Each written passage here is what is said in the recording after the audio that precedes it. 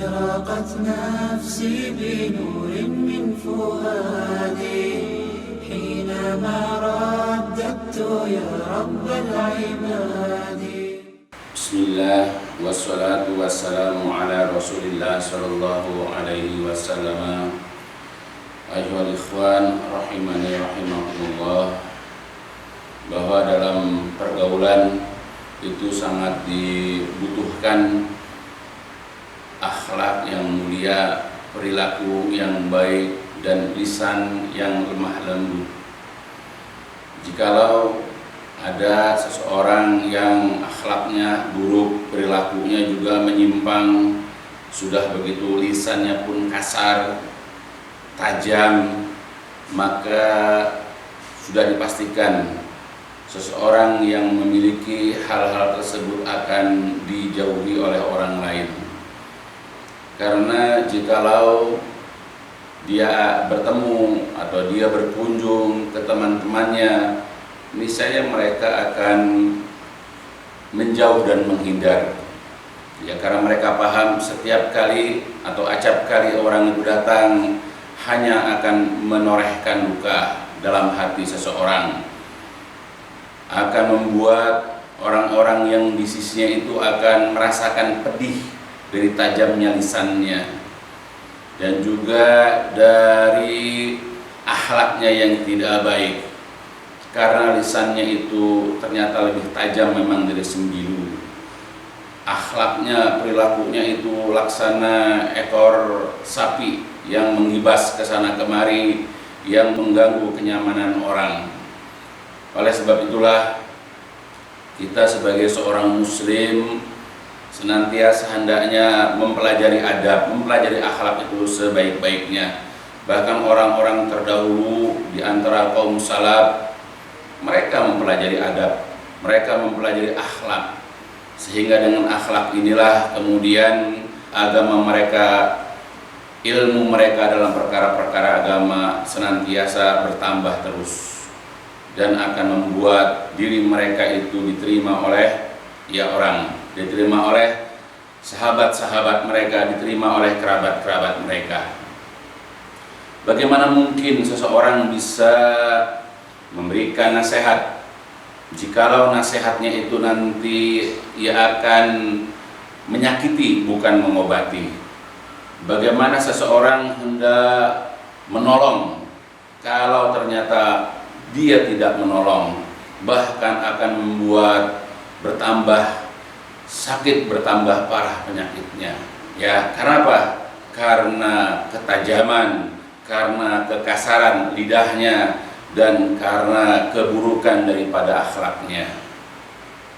Oleh sebab itulah Rasulullah SAW pernah menjelaskan kepada kita hal ini di dalam sebuah hadis yang diriwayatkan oleh Imam Al-Bukhari dalam kitab Sahih, dan juga dalam Adabul Mufradnya, dan juga Sahih Muslim, an Urwah ibni Zubair, dari Urwah bin Zubair, anna Aisyah radhiyallahu anha, bahwasanya Aisyah radhiyallahu anha akhbarathu, pernah memberitakan, pernah mengabarkan, pernah menceritakan kepada Urwah, kata atau cerita dari Aisyah, anna rajulan ista'zana 'ala Nabi sallallahu alaihi wasallam. Jadi pernah ada seseorang meminta izin untuk bertemu, untuk bersua dengan Nabi sallallahu alaihi wasallam.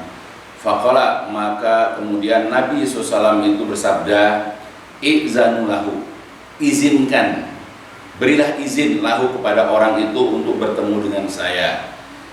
Bisa akhul ashirah, tetapi orang ini sebetulnya adalah seburuk-buruk teman pergaulan, orang yang tidak baik akhlaknya, orang yang tajam lisannya.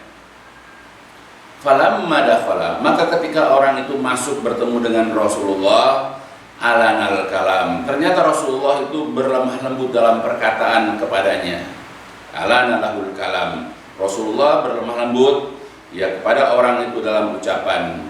Faqalat, maka berkatalah Aisyah. Jadi melihat sikap Rasulullah SAW kepada orang itu, kemudian Aisyah mengatakan, ya Rasulullah, kultal ladzi kulta, Ya Rasulullah, engkau mengatakan yang engkau katakan. Katanya orang itu adalah seburuk-buruk pergaulan. Ya, tapi alantal kalam, kenapa engkau berlemah lembut kepada orang dalam perkataan? Faqala, maka kemudian Rasulullah Shallallahu Alaihi Wasallam yang mengomentari, berkata kepada Aisyah tentang apa yang dilakukannya. Aisyah, wahai Aisyah, inna syarran nas, sesungguhnya seburuk-buruk orang, sejelek-jelek orang, ya tarakahun nas aw wada'ahun nas, adalah orang yang dijauhi, orang yang ditinggalkan oleh orang lain. Kenapa? Ittiqa'a fuhsyihi, karena khawatir, karena takut akan kejahatan atau akan keburukannya. Nah, ini yang kita ambil ya. Jadi sabda Rasulullah, perkataan dari Rasulullah SAW bahwa orang yang paling buruk ya di sisi Allah, di sisi Rasulullah, di dalam agama kita, orang yang paling buruk adalah orang yang ketika datang menemui sahabat-sahabatnya, menemui kerabat-kerabatnya, menemui orang-orang, lalu orang bergegas meninggalkan orang itu. Orang-orang cepat meninggalkan orang itu. Kenapa? Karena takut akan keburukan akhlaknya, keburukan lisannya, keburukan sikapnya, gitu. Jadi ya dia dijauhi. Ya, mungkin orang-orang menjauhi karena menjalankan firman Allah, seperti Allah pernah mengatakan dalam Al-Qur'an, a'udzubillahi minasyaitonirrajim, wa a'rid ya anil jahilin, berpalinglah kamu dari orang-orang yang bodoh. Ya, karena kebodohan dia dalam masalah agama, akhlaknya kurang bagus, daripada dia bertemu dengan orang itu lalu keluar pergi meninggalkan dalam keadaan tergores hatinya, dia dalam keadaan tersakiti badannya, dalam keadaan terambil hartanya, maka begitu melihat orang tersebut lalu mereka bergegas dengan alasan masing-masing untuk meninggalkan orang tersebut. Nah, bagaimana kalau seandainya kita adalah orang itu yang ditinggalkan orang? Maka kalau kita tidak ingin seperti orang itu, tidak ingin ditinggalkan oleh teman-teman, tidak ditinggalkan oleh kerabat, tidak ingin ditinggalkan oleh saudara-saudara kita, ya perbaiki sikap, introspeksi, jangan menyalahkan orang. Jadi kalau kita berkaca kepada cermin, lalu kemudian ternyata di cermin itu wajah kita itu muram atau kotor, jangan disalahkan cerminnya. Cermin itu hanya menggambarkan apa adanya dari wajah, dari ini kita. Maka ketika kita datang menemui orang lalu orang-orang menghindar, jangan salahkan orang. Kita introspeksi diri, kenapa orang-orang jauh, yang menjauh, menghindar dari kita? Ya mungkin karena lisan kita tajam, karena kita suka mencela orang, atau karena kita suka melakukan hal-hal yang tidak baik kepada orang. Maka introspeksilah diri. Bagaimana mungkin kita bisa diterima sama orang? Bagaimana mungkin orang bisa welcome sama kita kalau kita sendiri ya tidak merubah akhlak kita yang buruk, kalau kita sendiri tidak pernah mau merubah lisan kita yang kasar menjadi akhlak yang mulia, menjadi lisan yang berlemah lembut. Contoh Rasulullah, walaupun orang yang datang itu dikenal ya sebagai orang yang seburuk-buruk teman pergaulan, tapi Rasulullah tetap berlemah lembut. Untuk apa tujuannya? Rasul tidak disebut sebagai orang yang lain di mulut, lain di sikap, tidak. Ini dalam kaidah namanya mudarah, mengorbankan dirinya itu untuk menarik maslahat kebaikan agama dan juga dunia. Enggak masalah, bahkan dianjurkan. Tujuannya supaya orang itu tidak menjauh dari kita. Coba kalau seandainya seorang dai menjumpai ada orang yang seperti itu akhlaknya, lalu kemudian dikucilkan orang itu akan makin menjauh dari agama. Maka dia harus merangkul orang itu ya dengan lemah lembut, dengan nasihat-nasihat. Ya barangkali suatu saat dengan caranya itu Allah berikan hidayah kepada orang itu. Jadi kalau kita ini sebagai seorang dai, sebagai pemberi nasihat itu, ya ketika ada orang datang, ya kita kenal orang itu akhlaknya tidak baik, lisannya buruk, kemudian kita menjauh, bahkan kita mengusir orang itu barangkali, maka orang itu akan makin jauh dari agama dan setan akan suka akhirnya dengan sikap kita.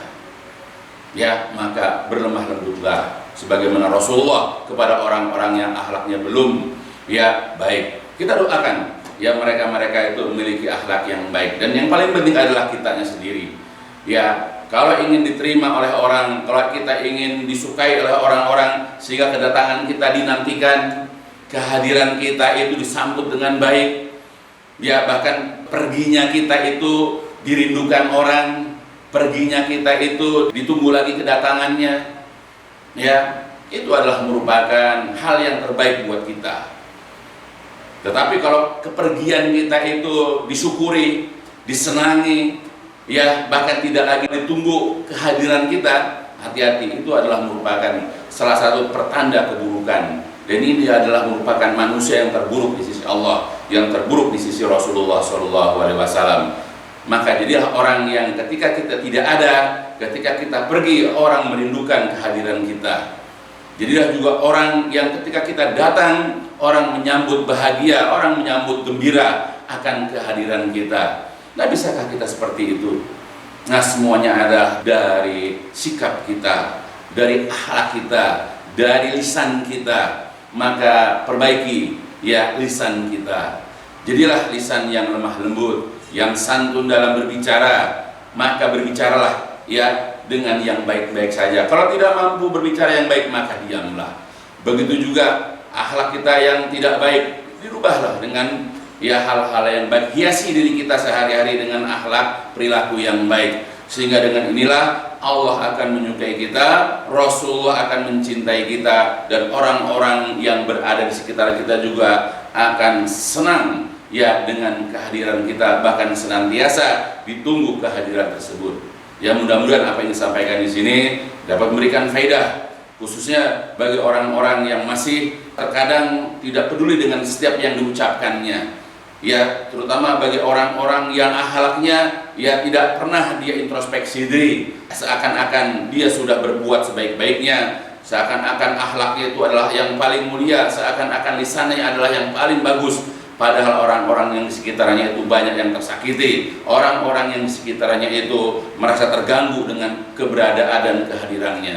Mudah-mudahan ini jadi pembelajaran buat saya, buat anak-anak saya dan seluruh daripada kaum muslimin, agar senantiasa memperbaiki akhlak dan juga lisannya.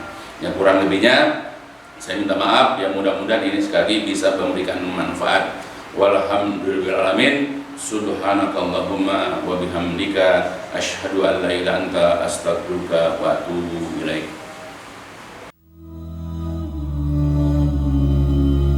لسوف أعود يا أمي أقبل رأسك